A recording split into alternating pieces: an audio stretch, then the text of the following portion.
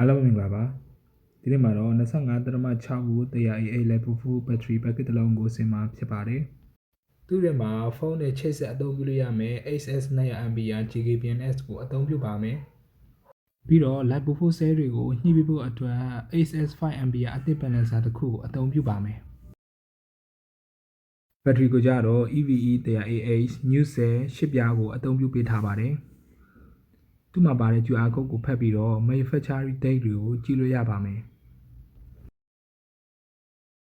အရင်ဆုံး battery terminal ကိုတက်မှာဖြစ်ပါတယ်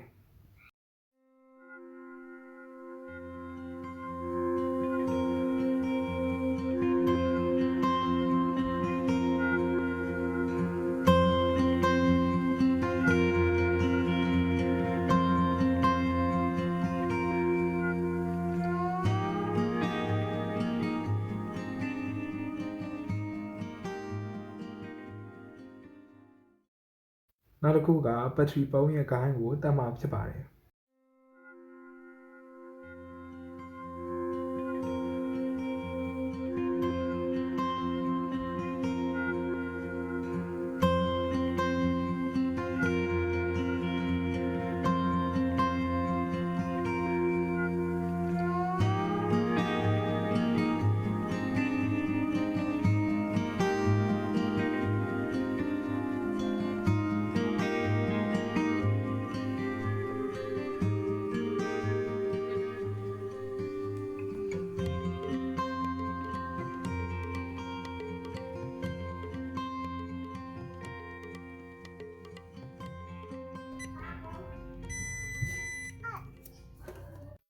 ဒါမျိုးဖုန်းနဲ့ Bluetooth ချိတ်ပြီးတော့ဘက်ထရီတစ်ခုလုံးကိုထိန်းချုပ်လို့ရပါတယ်